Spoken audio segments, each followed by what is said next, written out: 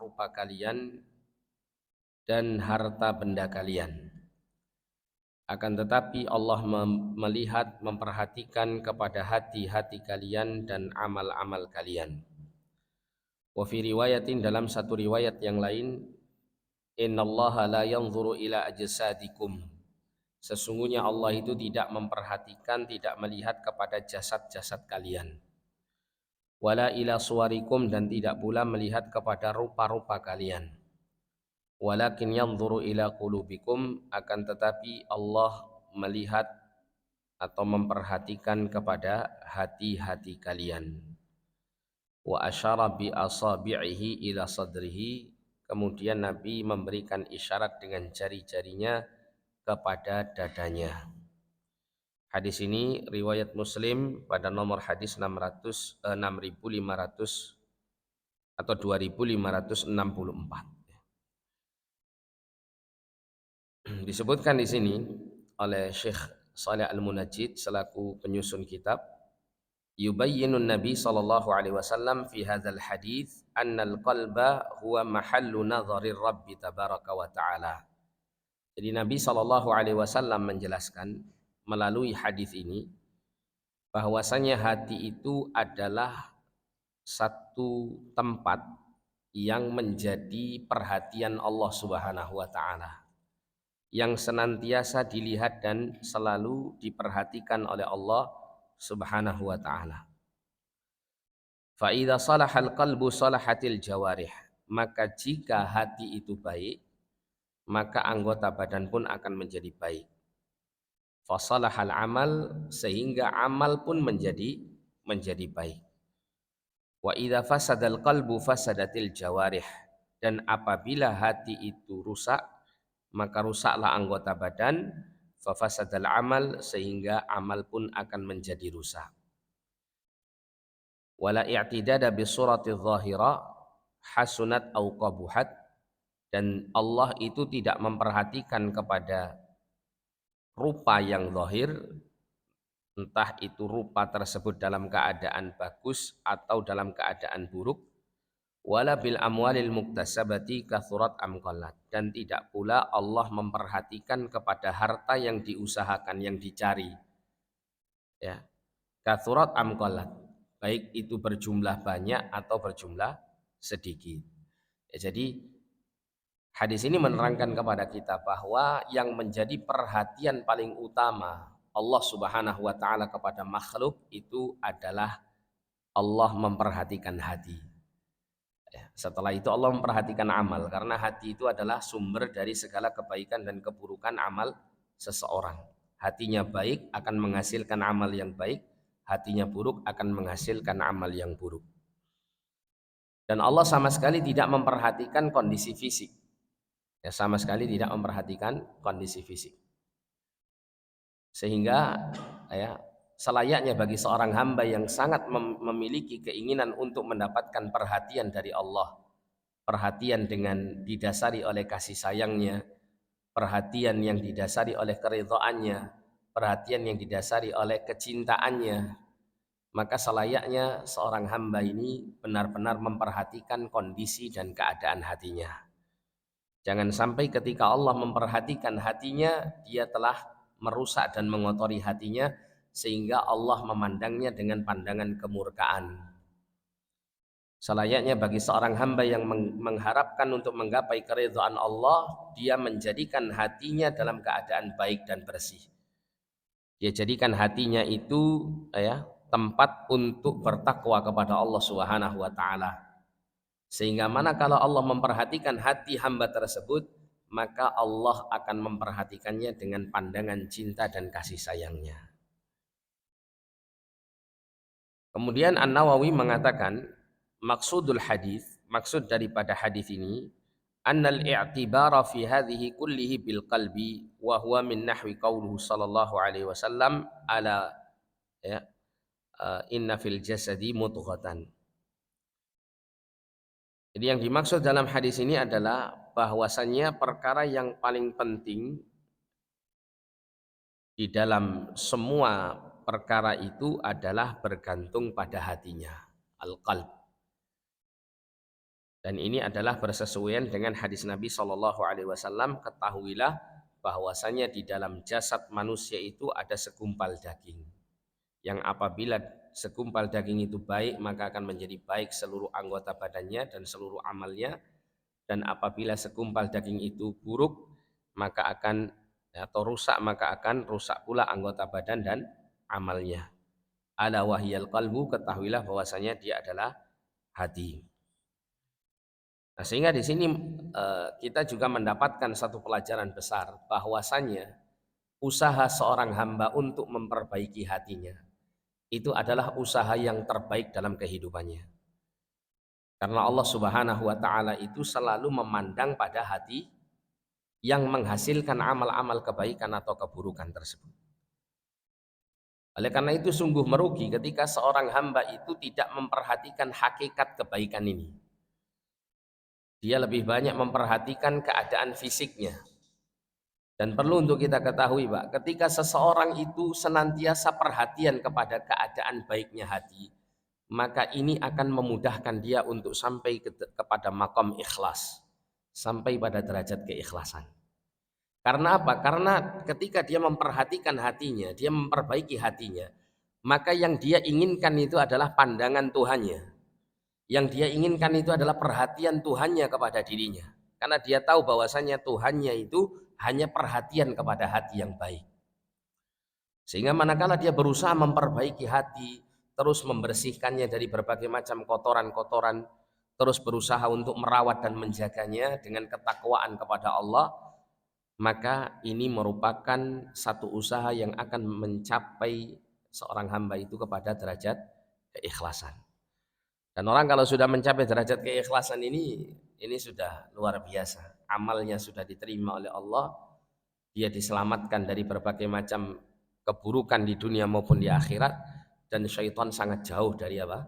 Manusia yang mukhlas, manusia yang diikhlaskan oleh Allah SWT ini. Berbeda dengan kondisi manusia yang selalu memperhatikan penampilan fisiknya. Maka keadaan orang yang seperti ini dikhawatirkan dia akan lebih mendominasi menuju kepada keadaan riya. Keadaan ingin selalu berada di dalam keadaan yang selalu ditampakkan baik atau dilihat baik oleh manusia. Dia akan termotivasi untuk mendapatkan sanjungan pujian dari manusia. Makanya kita perhatikan bagaimana orang itu sangat berkeinginan untuk memperbagus fisiknya. Itu kebanyakan motivasinya adalah ingin mendapat perhatian dari yang lain. Yang seperti ini, Pak, ini mengandung syahwat. Yang kala perkara ini dilakukan tanpa didasari oleh niat yang lurus, maka yang terjadi adalah apa? Dia akan cenderung kepada hal-hal yang berkaitan dengan kesenangan terhadap pujian-pujian manusia, sampai pada hal amal-amal kebaikannya pun dikhawatirkan akan mengarah ke sana. Karena dia merasa ingin selalu dipandang oleh manusia. Dan orang itu, Pak, kalau hidup itu selalu merasa ingin selalu mendapat perhatian manusia, ini dia akan merasakan susah dalam kehidupannya. Karena apa? Karena manusia itu ketika memandang kita itu memiliki pandangan yang bermacam-macam.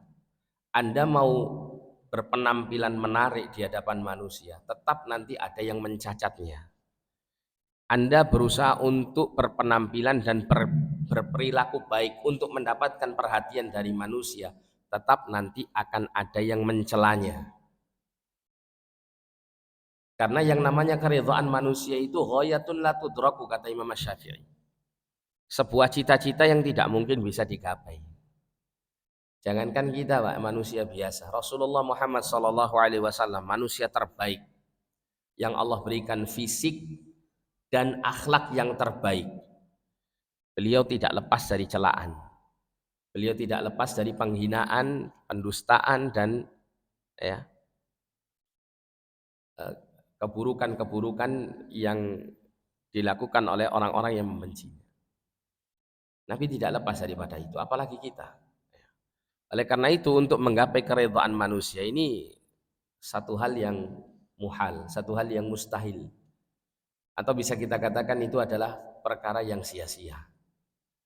Ya, perkara yang sia-sia. Tapi apakah kemudian kita ini membiarkan begitu saja fisik kita ini dalam keadaan tidak bagus? Tidak demikian ya. Karena Nabi Shallallahu Alaihi Wasallam pernah mengatakan Innallaha jamilun yuhibbul jamal. Sesungguhnya Allah itu mencintai, sesungguhnya Allah itu indah dan mencintai keindahan. Ya. Namun yang menjadikan kita berpenampilan indah ini bukan semata-mata karena ingin mendapat perhatian manusia.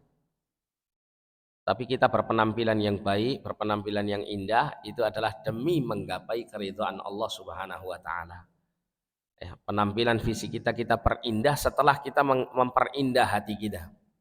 Sehingga tujuan dan orientasi kita berpenampilan baik ya, itu adalah orientasinya menggapai keridhaan Allah bukan yang lain.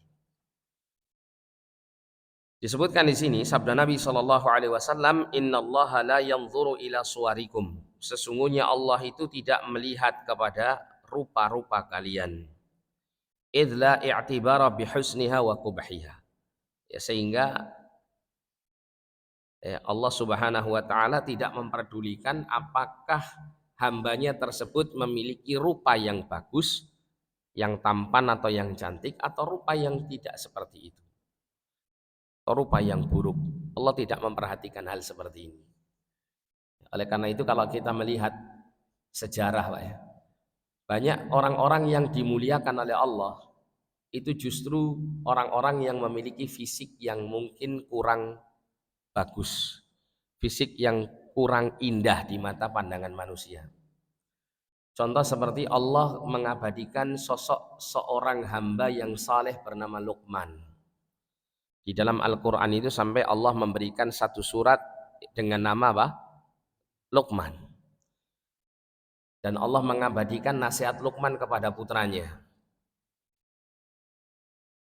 Dan kalau kita membaca sejarah, apa yang diterangkan oleh para ulama dan para mufassirin, tentang siapa sosok Luqman ini, kita mendapati keterangan bahwa Luqman ini adalah orang yang berkulit hitam. Orang yang berkulit hitam. Kita tahu ya orang negro itu berkulit hitam, itu fisiknya seperti itu gitu ya. Oleh karena itu di masa-masa dahulu banyak orang-orang negro Afrika itu yang menjadi budak, diperbudak oleh bangsa-bangsa kulit putih yang menurut mereka orang-orang kulit putih itu mereka merasa lebih baik daripada bangsa-bangsa yang berkulit hitam.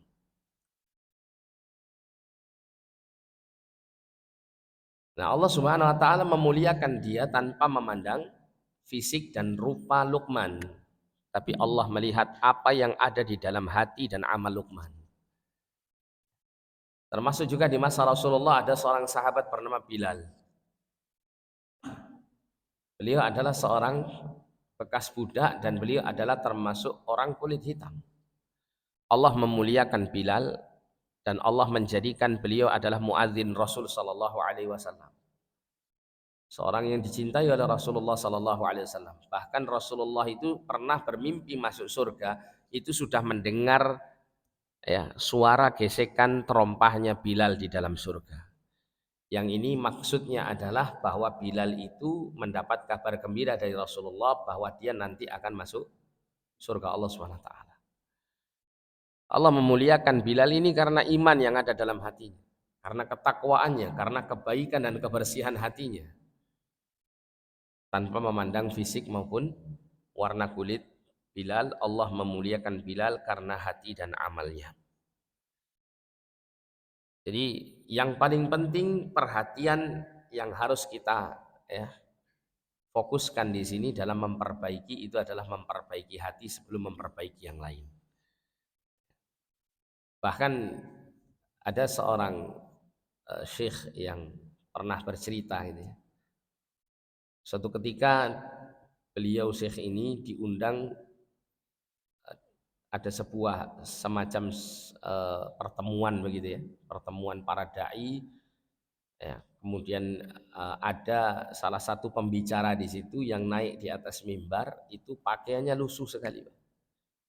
Pakaiannya itu kelihatan pakaian ya pakaian lama begitu, tidak baru gitu ya, bukan pakaian yang baru. Jadi kalau di Arab Saudi itu kan pakaian itu kan seringnya orang pakai pakaian jubah itu berwarna putih. Itu ada seorang syekh yang sudah tua pakai jubah itu, jubahnya itu putih tapi sudah tidak putih banget. Seperti baju yang sudah cukup lama gitu, usang begitu. Ya. Penampilannya tidak menarik sama sekali, orangnya kecil, kemudian pakaiannya juga tidak terlihat bagus gitu ya. Tapi ketika naik mimbar itu beliau kemudian berbicara, maka mengalir ilmu yang dalam. Sampai seorang syekh ini berpikir siapa orang ini? Penampilannya biasa-biasa saja tapi ilmunya luar biasa. Maka ya setelah berusaha untuk mencari tahu ternyata beliau adalah Syekh Muhammad bin Shalih Al-Utsaimin rahimahullahu taala. Ya, beliau adalah salah seorang ulama di Saudi Arabia yang memang sangat terkenal dengan kesederhanaan hidupnya. Pernah beliau itu mobilnya mogok, Pak. Mobilnya mogok, harus dorong dulu untuk bisa jalan. Kalau di Arab Saudi itu kan kendaraan paling banyak kan mobil ya. Kalau motor itu jarang. Nah, kala itu ada salah seorang eh, keluarga kerajaan, seorang pangeran itu mendengar bahwa Syekh Ibnu Utsaimin ini ya mobilnya itu sering mogok. Akhirnya diberi mobil baru, diberi hadiah mobil baru. Ketika mobil itu sampai di rumah beliau, beliau mengatakan ini mobil siapa? Ini mobil Anda wahai Syekh, hadiah daripada pangeran fulan-fulan. Maka Syekh mengatakan saya tidak butuh dengan mobil ini. Tolong kembalikan saja mobil ini. Saya cukup dengan mobil saya yang lama.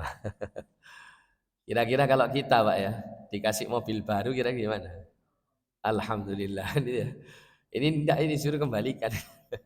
Enggak butuh. Ya. Nah, artinya apa? Orang itu kalau hati yang lebih diperhatikan ya, itu Allah Ta'ala memuliakannya. Meskipun apa? Dalam kondisi hidupnya sederhana. Dalam kondisi fisiknya mungkin ya, penampilannya mungkin tidak dipandang dengan pandangan yang penuh dengan penghormatan dan kewibawaan. Ya, tapi dengan baiknya hati itu maka Allah akan menjadikan penampilan fisiknya yang sederhana pun akan menjadi baik. Ada dulu itu namanya seorang bernama Abdurrahman Al-Auqas. Dia ini memiliki cacat fisik. Jadi badannya itu jangan pernah lihat orang bungkuk itu Pak ya, yang bagian punggungnya itu seperti punuk ke atas gitu, seperti punuk unta gitu. Jadi kalau jalan itu begini, jadi seperti ujungnya apa namanya, ujungnya anak panah itu ya. Jadi begini, setiap jalan itu begini, dia tidak bisa meluruskan badannya karena bungkuk dan adanya semacam punuk di belakang punggungnya. Nah, kalau dia masih muda, ibunya mengatakan kepada Abdurrahman, ya, kamu itu harus belajar ilmu agama.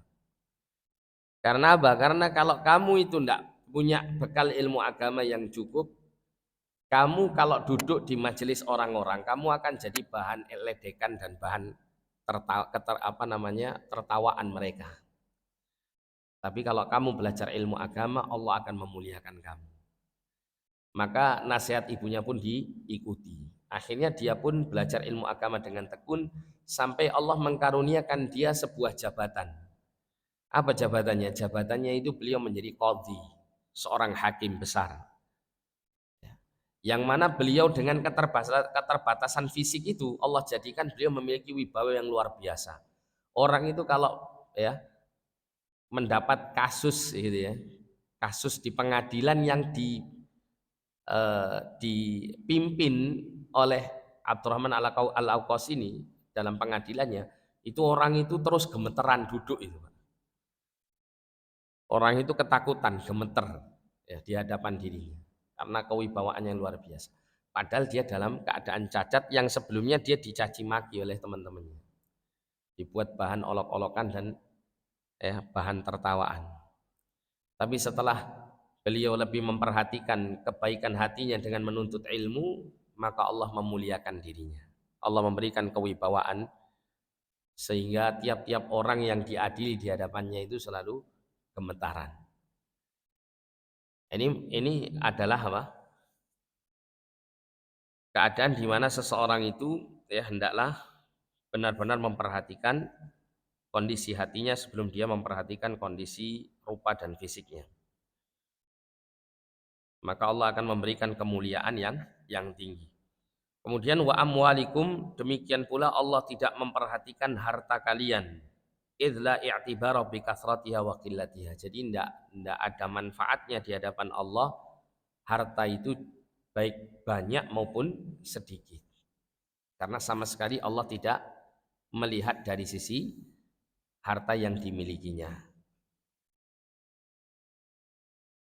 Oleh karena itu, sekali lagi saya ingin mengatakan ketika seseorang itu berusaha untuk memperbagus fisiknya dan memperbanyak hartanya, itu pasti ya jika dia melalaikan perhatiannya kepada hatinya, itu pasti mengarah kepada keinginannya untuk mendapatkan perhatian dari makhluk. Dan ini sangat berpotensi untuk menjadikan orang itu terjerumus ke dalam penyakit riya. Sulit untuk ikhlas dikala dia dituntut untuk melakukan amal. Tapi kalau seseorang itu memperhatikan hatinya, ya, karena dia tahu bahwa Allah itu selalu memandang hatinya, maka dia akan sampai kepada derajat ikhlas karena dia selalu berusaha untuk memperbagus apa yang menjadi perhatian Allah kepada dirinya. Ya, sehingga ini pasti menunjukkan keikhlasan dirinya di dalam melakukan kebaikan-kebaikan. Kemudian walakin yanzuru ila qulubikum, akan tetapi Allah memperhatikan kepada hati-hati kalian. Ai ila ma fiha minal yaqini was-sidqi wal ikhlasi wa qasdir riya'i was sum'ati wa sairil akhlaqir radiyati wal ahwalir radiyah. Jadi Allah memperhatikan hati kalian yaitu kepada apa yang ada di dalamnya, di dalam hati tersebut. Berupa keyakinan, ya, kejujuran, keikhlasan, atau berupa yang termasuk dari bagian keburukan seperti keinginannya untuk mendapatkan pujian manusia di dalam beramal atau ingin didengar oleh manusia sehingga memujinya dan berbagai macam akhlak yang diridhai atau keadaan-keadaan yang tercela. Jadi manakala Allah memperhatikan hati kita, maka selayaknya kita menjadikan atau mengkondisikan hati kita ini layak untuk mendapatkan pandangan ridhonya. Jangan sampai kita kemudian menjadikan hati kita ini ya terkotori, terkontaminasi dengan berbagai macam amal keburukan di dalamnya sehingga Allah memandangnya dengan pandangan kemurkaan. Kemudian wa a'malikum, dan Allah juga memperhatikan amal-amal kalian. Aiman min salahiha wa fasadiha fayujazikum ala wafqiha. Yaitu ya amal-amal kalian yang dimaksud di sini adalah baik dan rusaknya amal tersebut. Allah memperhatikannya. Allah yang melihatnya. Dan perhatian serta penglihatan Allah kepada amal ini, entah kepada amal-amal yang baik atau amal-amal yang buruk, itu tidak hanya sekedar melihat dan memperhatikan, tapi apa? Fayujazikum ala wifqiha. Kelak Allah akan memberikan balasan kepada kalian sesuai dengan apa yang terjadi pada amal kalian. Kalau amal kalian baik, kalau Allah memandang amal kalian ini dalam keadaan baik, gitu ya, maka Allah akan memberikan balasan kebaikan itu dengan kebaikan. Bukan hanya kebaikan, Pak, al-husna. Ya. Lilladzina ahsanul husna. Allah mengatakan bagi orang-orang yang berbuat kebaikan itu ada balasan berupa sesuatu yang terbaik. Sesuatu yang kualitas dan kuantitasnya itu lebih baik dari kebaikan yang dilakukan seorang hamba. Apa itu? Al-jannah, surga Allah Subhanahu wa taala. Jadi ketika seorang hamba itu melakukan sedikit kebaikan, maka Allah memberikan balasan dengan kebaikan-kebaikan yang banyak. Dengan kualitas kebaikan yang terbaik, yaitu surga Allah Subhanahu wa taala. yang menunjukkan tidak akan pernah seimbang, tidak akan pernah sebanding antara amal kebaikan seorang hamba dengan apa yang Allah janjikan berupa surganya. Namun inilah kasih sayang Allah Subhanahu wa taala. Allah sangat memberikan kemurahan yang luar biasa kepada orang-orang yang perhatian dengan hati dan amal-amalnya, terutama jika ya hati dan amalnya itu dia kondisikan untuk supaya mendapat pandangan keridhaan Allah Subhanahu wa taala. Allah akan berikan balasan yang terbaik. Namun kebalikan daripada itu, ketika seseorang itu membiarkan hatinya dipenuhi dengan kotoran-kotoran hati, hatinya itu ya, lebih mendominasi pengaruh-pengaruh maksiat dan dosa-dosa, kemudian menghasilkan amal-amal yang mengundang murkanya, maka yang terjadi adalah Allah memberikan balasan keburukan itu dengan azab yang lebih keras, dengan azab yang lebih besar. Yaitu Allah SWT menyiapkan ya, siksa neraka itu bagi orang-orang yang demikian.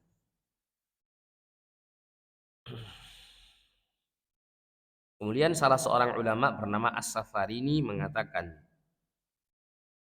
rahimahullah ta'ala, innallaha la yanzuru ila suwari wa innama yanzuru ila al-a'mal wal qulub fakam min jismin wasimin wa huwa indallahi min ashabil jahim. Ada sebuah kalimat yang disampaikan oleh As-Safarini, beliau mengatakan sesungguhnya Allah tidak melihat kepada rupa-rupa kalian, dan sesungguhnya Allah hanya melihat kepada amal-amal dan hati-hati kalian. Maka betapa banyaknya ya, orang yang memiliki fisik yang indah, sedangkan dia di sisi Allah min ashabil jahim, termasuk dari golongan orang-orang yang menghuni neraka al-jahim. Kita perhatikan orang-orang kafir itu, mereka sangat perhatian dengan penampilan fisik. Ya, sampai sebagian kaum muslimin pun juga merasa takjub dengan ya, keindahan fisik mereka. Akan tetapi keindahan fisik itu kalau tanpa didasari oleh iman dan amal saleh maka tidak akan ada nilainya di sisi Allah. Ya. Meskipun apa? Membuat kita takjub secara fisik. Makanya kita kalau ya, ingin memberikan penilaian kepada manusia, hendaklah kita menggunakan barometer penilaian Allah kepada diri tiap-tiap manusia ini.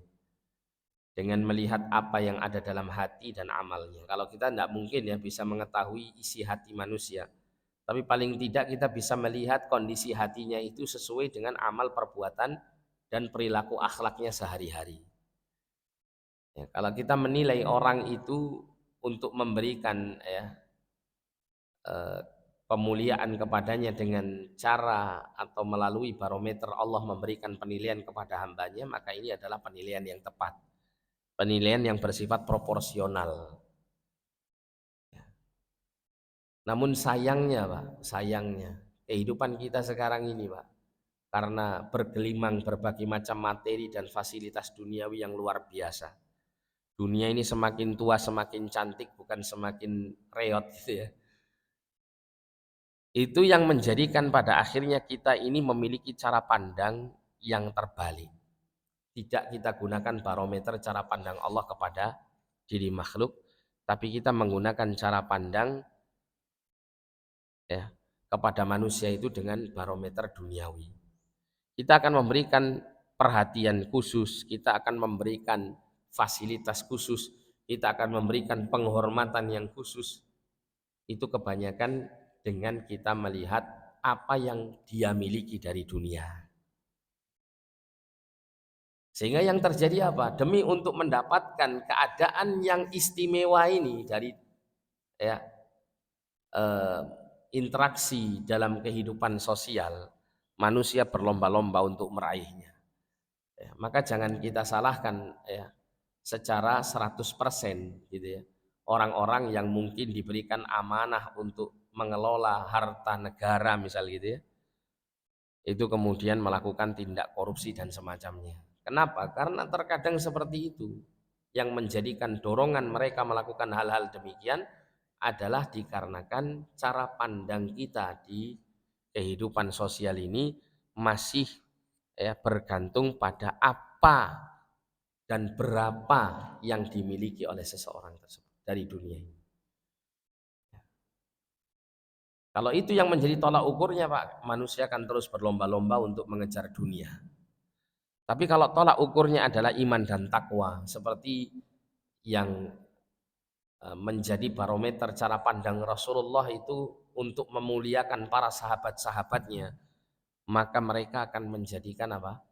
Amal-amal akhirat itu sebagai ajang perlombaan. Makanya kita perhatikan generasi terbaik itu mereka motivasinya akhirat semua. Mereka menganggap dunia itu hina karena Rasulullah selalu mentarbiyah para sahabat itu untuk selalu melihat kehinaan dunia.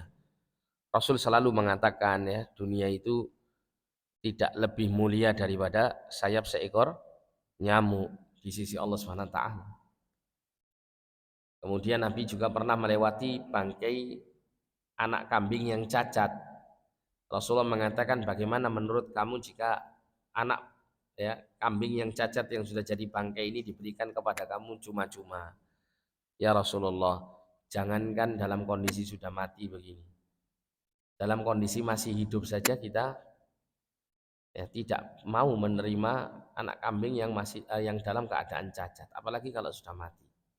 Maka Rasulullah menggambarkan bahwa dunia itu lebih hina daripada anak kambing yang cacat ini, bangkai anak kambing yang cacat.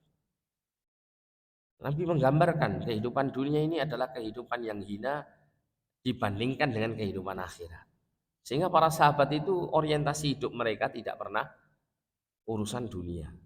Kalaupun seandainya mereka disibukkan dengan dunia, perdagangan dan seterusnya, itu hanya untuk memenuhi kebutuhan hidupnya dan untuk menambah pundi-pundi amalnya dengan bersedekah dengan harta-harta yang mereka raih dengan jalan yang halal ini. Tidak ada para sahabat itu kemudian berusaha untuk memperbanyak harta itu demi untuk meraih kemewahan hidup, itu tidak ada. Rata-rata mereka hidup dalam keadaan sederhana meskipun hartanya banyak. Ya. Oleh karena itu tidak pernah ada, Pak, kita mendapat cerita ya, Abu Hurairah itu merasa minder dengan sahabat yang kaya-kaya. Tidak pernah ada. Para ahli sufah yang tinggal di pelataran Masjid Nabawi kemudian merasa inferior dengan apa? Orang-orang kaya dari kalangan para sahabat di kota Madinah. Itu tidak ada. Hidup mereka sama. Keadaan mereka sama. Yang kaya, yang miskin itu hidup bersama. Bahkan Rasulullah itu tidak memilah-milah. Rasulullah duduk bersama ahli sufah, makan bersama mereka. Sebagaimana Rasulullah juga bermajelis bersama para sahabat-sahabatnya yang memiliki kekayaan yang luar biasa, seperti diantaranya Utsman bin Affan radhiyallahu taala anhu, Abdurrahman bin Auf radhiyallahu taala anhu. Sehingga tidak ada di tengah kehidupan para sahabat itu kemudian saling membanggakan harta, saling membanggakan koleksi duniawinya, itu tidak pernah ada. Kalau kehidupan sekarang, Pak, ya, kita mendapati manusia itu terkotak-kotak dengan sebab hal ini. Yang dalam keadaan menengah ke bawah itu terkadang susah untuk duduk bersama orang-orang yang atas dan ke atas, kan gitu ya. Akan sulit untuk nyambung. Nah, ini keadaan di mana apabila cara pandang kita ini atau penilaian kita kepada seseorang itu jika menggunakan barometer duniawi, maka akan timbul kesenjangan sosial dan akan timbul pula perlombaan yang tidak sehat untuk mengejar dunia dan berusaha untuk memperbanyak dunia ini dengan melalaikan kehidupan akhirat.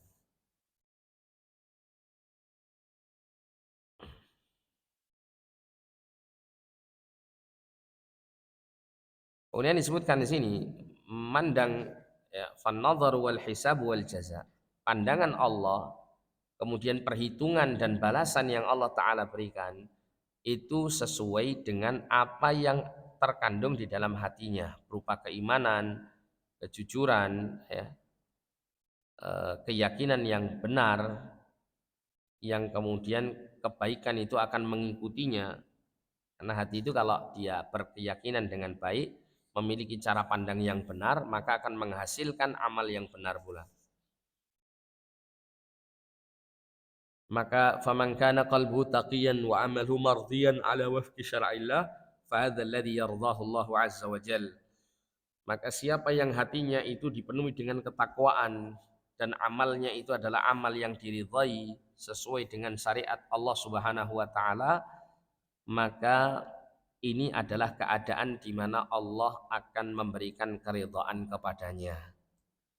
Wa man kana bi'aksi dzalik, dan siapa yang keadaannya justru sebaliknya, faqad ta'arrada limaktillahi wa ghadabihi wa iqabihi, maka sungguh dia telah memaparkan keadaan dirinya itu kepada kepada azab Allah, kemurkaannya dan hukumannya.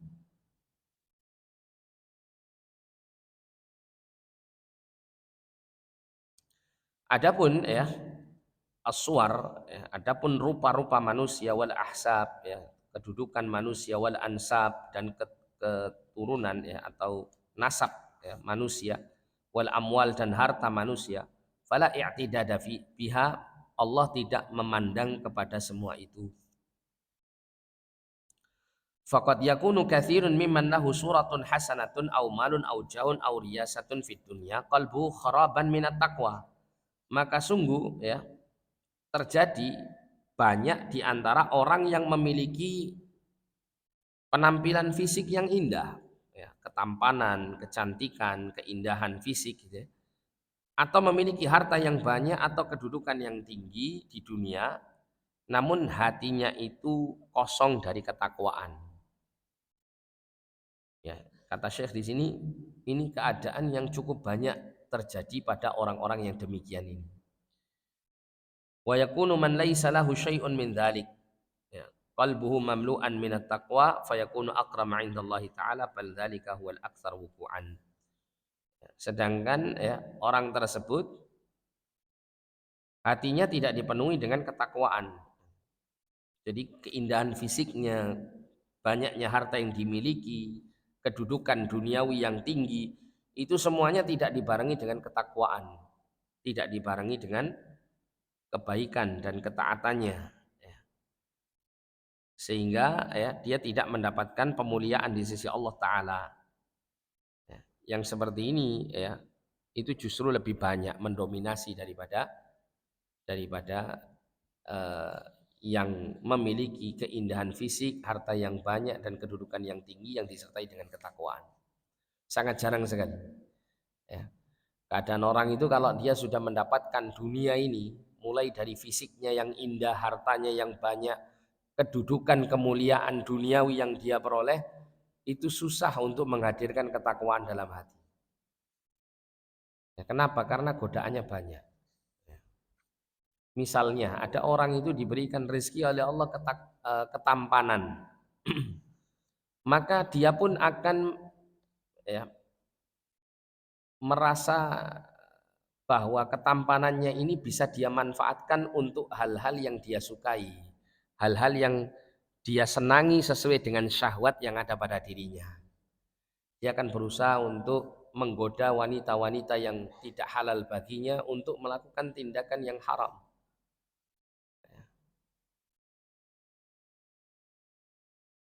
Dan yang seperti ini ya, perbuatan yang seperti ini eh, sangat peluangnya sangat besar bagi orang yang memiliki keindahan fisik, ketampanan dan semacamnya atau kecantikan itu ya. Ada seorang wanita yang cantik ya, maka Allah menjadikan terkadang itu Allah uji melalui syahwatnya. Bagaimana ya dengan kecantikannya tersebut dia kemudian ingin sekali melakukan tindakan yang tidak baik. Mempertontonkan kecantikannya untuk mendapatkan perhatian dari manusia yang haram untuk memperhatikannya. Ya, atau dia berusaha untuk memanfaatkan kecantikannya untuk meraup harta dunia yang banyak. Dia rela untuk menghilangkan apa? Menghilangkan kehormatan dirinya demi nilai harta yang banyak. Ya, sampai pernah saya mendengar itu Pak, ada seorang wanita di luar negeri ini ya. Seorang wanita yang cantik, ya, dia masih muda dan masih perawan, rela untuk apa istilahnya, memberikan keperawanannya kepada orang yang mampu membayar dia dengan nilai yang mahal, dengan harta yang banyak. Nah, kadang seperti itu. Ya, atau orang itu memiliki harta yang banyak, ya. Kadang diberi ujian oleh Allah Subhanahu Wa Taala, harta yang banyak itu dia gunakan untuk hal-hal yang maksiat. Dan itu banyak, ya, melebihi daripada orang yang memiliki harta yang cukup, harta yang banyak, yang kemudian dia gunakan untuk berbuat kebajikan dengan harta itu.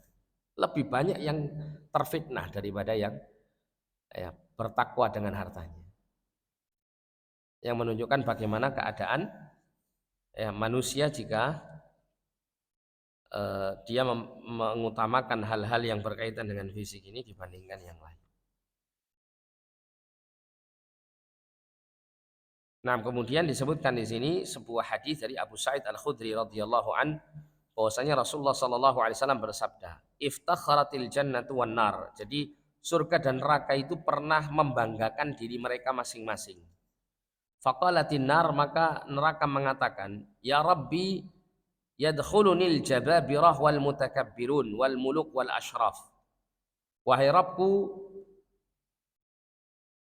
orang-orang yang masuk ke dalam diriku ini adalah orang-orang yang menyombongkan diri, orang-orang yang bengis, orang-orang yang dari kalangan para raja, dan orang-orang dari kalangan manusia-manusia yang mulia. Maksudnya mulia di sini dari sisi keduniawian. Sedangkan waqalatil jannah, surga mengatakan, ay rabbi yadkhuluni dhu'afa wal fuqara wal masakin. Wahai Tuhanku, ya, orang-orang lemah, orang-orang miskin, orang-orang fakir itu akan masuk ke dalamku. Fa yaqulullah tabaraka wa ta'ala linnar, maka Allah tabaraka wa ta'ala berfirman kepada api, kepada neraka, anti azabi usibu biki man asya. Engkau adalah azabku, aku timpakan, ya, engkau kepada siapa yang aku kehendaki. Wa qala lil jannati, dan Allah berfirman kepada surga, anti rahmati, engkau adalah kasih sayangku. Ya. Wasi'at kulla syai', yang mana, ya, akan meluas, ya, mencakup segala sesuatu. Walikulli wahidatin minkum mil'uha, dan tiap-tiap seorang dari tiap-tiap salah satu di antara keduanya itu mesti akan ada yang menjadi penduduk yang memenuhinya. Surga neraka ini.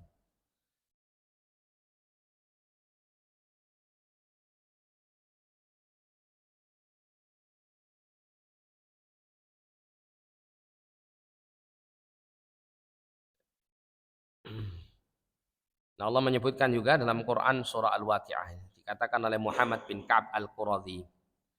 Beliau mengatakan, ya, ketika beliau membaca firman Allah, "Idza waqa'atil waqi'ah laisa liwaqa'atiha kadzibah khafidhatur rafi'ah." Jadi apabila al-waqi'ah, hari kiamat itu terjadi, ya, tidak ada, ya, kedustaan terhadap waktu terjadinya. Jadi pasti hari kiamat itu akan terjadi. Khafidhatur rafi'ah.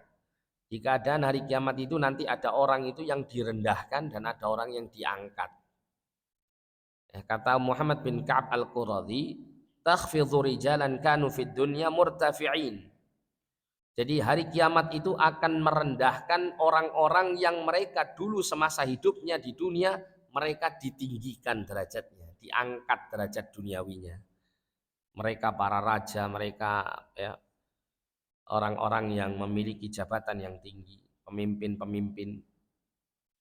Wa tarfa'u rijalan kanu fid dunya makhfudhin, dan akan diangkat derajatnya nanti pada hari kiamat orang-orang yang semasa hidupnya dulu di dunia itu direndahkan. Ya, direndahkan.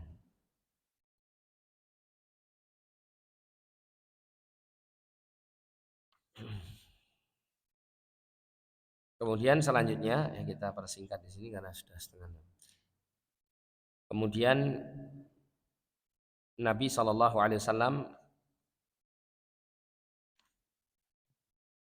mengatakan, walakin yanzuru ila qulubikum, akan tetapi Allah memperhatikan kepada hati kalian.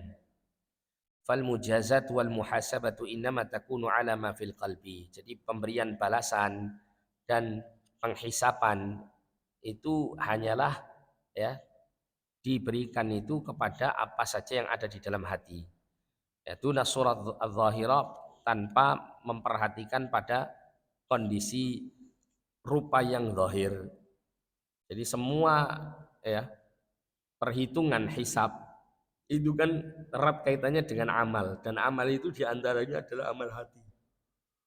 Termasuk juga ya amal-amal anggota badan itu pun juga terwujudnya itu adalah karena dorongan amal-amal hati. Ya, sehingga apa? Sehingga hisab maupun balasan dari amal itu semuanya ditujukan kepada segala apa yang ada di dalam hati. Makanya Allah mengatakan yauma la yanfa'u malun wala banun illa man atallaha biqalbin salim. Pada hari di mana harta dan anak keturunan itu tidak memberikan manfaat apapun bagi pemiliknya kecuali seseorang yang datang menghadap Allah pada hari kiamat tersebut dengan membawa hati yang selamat. Hati yang dipenuhi oleh kebaikan-kebaikan. Hati yang dipenuhi oleh takwa. Kemudian kata wa a'malikum, dan Allah memperhatikan amal-amal kalian itu amal ya seperti amalnya lisan ya, dengan perkataan yang baik, atau amal-amal anggota badan yang saleh yang baik. Dan itu semuanya kebaikan lisan maupun anggota badan di dalam mewujudkan amal-amal saleh ini itu bersumber dari baiknya hati. Ya. Setiap kali amal itu baik, maka bertambahlah kebaikan pula bagi hatinya. Jadi kebaikan itu berasal dari hati yang baik, dan manakala kebaikan itu dilakukan menambah kebaikan hati. Gitu.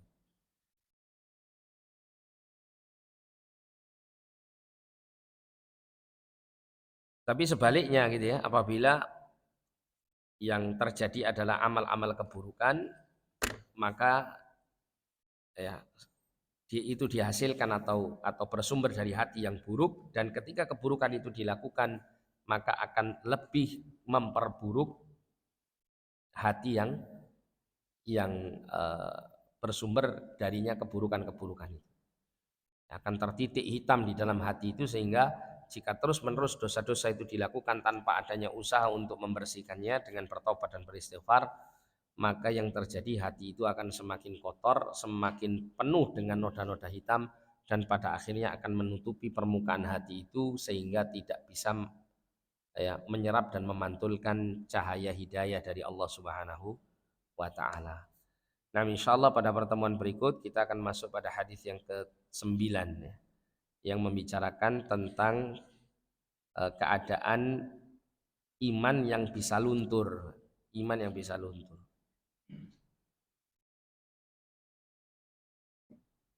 Sehingga Nabi perintahkan kita untuk meminta kepada Allah agar Allah senantiasa memperbaharui iman itu di dalam hatinya. Nah, sampai sini barangkali sebelum ditutup ada pertanyaan. Iya.